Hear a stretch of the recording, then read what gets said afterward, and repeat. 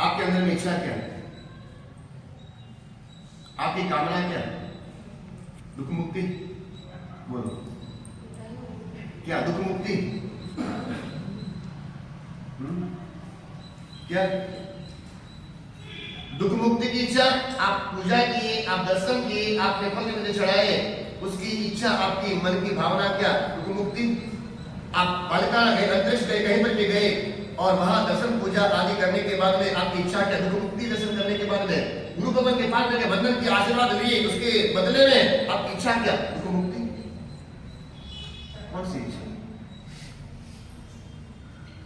हमेशा हमारी इच्छा यही रही है, हर व्यक्ति की इच्छा यही है कि दुख मुक्ति की, लेकिन किसी की इच्छा ये न रही कि दुष्ट मुक्ति की इच्छा किसकी नहीं? दोष मुक्ति चाहिए।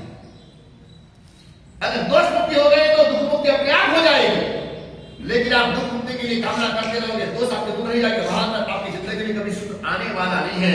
इसलिए होना यह चाहिए दुख मुक्ति नहीं, लेकिन क्या होना चाहिए? दोष मुक्ति की कामना, दोष मुक्ति की इच्छा हमारे भीतर में हमेशा रहनी चाहिए। हमारा मंत्र ही गलत है। हम क्या कहते हैं? दुख मिटे, दुख मिटे, दुख जाए, दुख जाए। ऐसा नहीं मिलेगा, बस दोष जाए, दोष जाए। इस मंत्र की माला गिनवा प्रभु के सामने जाएगा कि आप मेरे दुख मिले, सुख मिले, सुख मिले नहीं, दुख जाए नहीं, लेकिन दोष जाए, दोष जाए, ये माला गिनो। इस सूत्र को अपना लो जिंदगी में। जब भी मंदिर जाओ, जब भी गुरु गोविंद पाठ में जाओ, तीर्थ में जाओ, एक सूत्र अपना लो, एक मंत्र अपना लो। क्या? क्योंकि दोष मुक्ति, दोष मुक्ति, इस सूत्र को, इस मंत्र को अपना लो। दुख मुक्ति होने से आपका दोष जाए ना जाए जरूरी नहीं है, लेकिन दोष मुक्ति से, दोष मुक्ति से आपका दुख जाएगा, ये बिल्कुल पक्की बात है। इसलिए हमेशा ध्यान में रखिए कि हमें प्रभु के दर्शन से, पूजा से क्या चाहिए? दुख मुक्ति नहीं चाहिए। गुरु बंधन से, आशीर्वाद से क्या चाहिए? दुख मुक्ति नहीं चाहिए, लेकिन क्या चाहिए? क्योंकि दोष मुक्ति चाहिए। पास डरवाते हम लोग, गुरुवार को बोलो, गुरुवार को डराते हैं। क्यों डराते हैं? बोलो वासक से, क्यों डराते हैं वासक से? क्या कमाई ज्यादा होती है आपकी? धंधा बराबर होता है? लाख की कमाई होती है? क्या होता है? वो वासक क्यों डराते हो? बोलो। और जब वासक डराते हो तो वासक से डालते समय गुरु गोविंद क्या बोलते हैं? लाखपति हो जा, करोड़पति हो जा, 100 साल का हो जा, पुत्रवान भव, क्या बोलते हैं? पत्नीवान भव, क्या बोलते? गुरु क्या बोलते हैं? क्या बोलते हैं? बोलो। ऐसा आशा करके गुरु को देते हैं, विज्ञान शब्द देते हैं, विज्ञान आचार्य को देते हैं, क्या देते हैं? तो विचार का पारक हो, सारे का पारक हो, मतलब समझिए आप, समझेंगे ना तो डराना बंद कर देंगे। उसके बाद संसार से आप अर्थ को जान लेंगे, डरवाना बंद कर देंगे।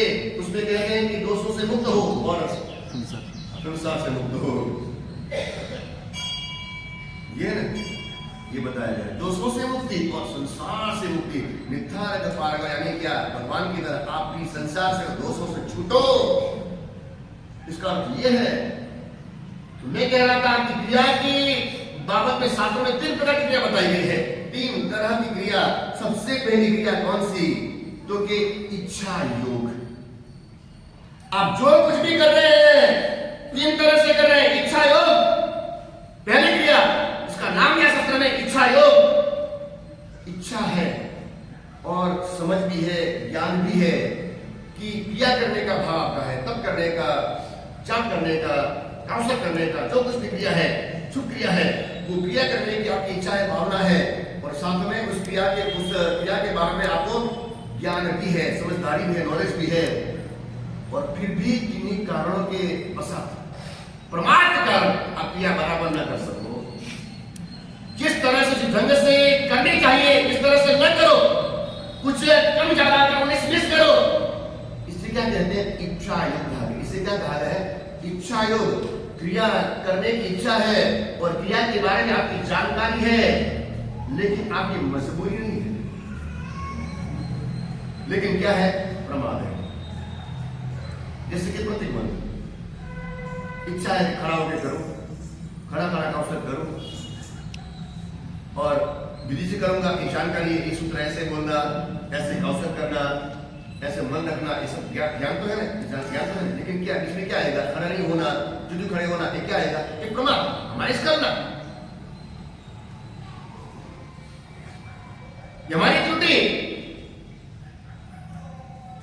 इससे कहते हैं इच्छा योग।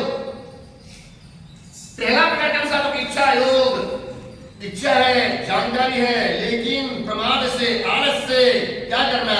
ज्यों त्यों जैसे तैसे बस करना है, इसलिए कर लेना। इसका नाम क्या है? इसका नाम प्रमाद है, और इसे कहते हैं इच्छा योग। और दूसरा प्रकार है शास्त्र योग। दूसरा प्रकार है शास्त्र योग। शास्त्र यानी क्या? तो कि क्रिया उसी प्रकार से करे, क्रिया विधिवत तरीके से करे, और पूरा शास्त्र के अनुसार उसका बोध भी हो, ये क्रिया करने से क्या लाभ, ये क्रिया इस तरह से करनी चाहिए। और साथ क्या? क्योंकि मोहनीय कर्म आदि के संबंध में एक क्रिया करने से कैसे कैसे परिवर्तन आएंगे, कैसे कैसे लाभ होंगे, कैसे कैसे मोहनीय कर्म कमजोर होगा, ये भी लाभ उसको सामने दिखाई पड़ता है। जैसे आप प्रवचन करने बैठे, प्रवचन में बैठे, यहाँ ठीक है, अभी क्लाइमेट अच्छा है, ठंडा है, गर्मी के दिन हो, यहाँ कुर्सी लगी हो, यहाँ कुर्सी लगी हो, या किसी की जगह हो, तो बैठना कहाँ पसंद करेंगे? बोलो, बैठना कहाँ पसंद करेंगे? क्यों पसंद करेंगे? सातागारो, यहाँ पर मोहनीय कर्म, सातागारो यानी क्या? साकार है, गर्मी भी सुंदर है, ठंडी हवा है, मजा आता है, ठंडी हवा है, मजा है, ये सातागारो है। और ये मोहनीय कर्म का भेद माना गया है। रिद्धिगारव चेयर तो है, लेकिन हैंडल वाली ऐसी नहीं है, ऐसे मस्ती से बैठने की हैंडल वाली वो कुर्सी नहीं है, बिना हैंडल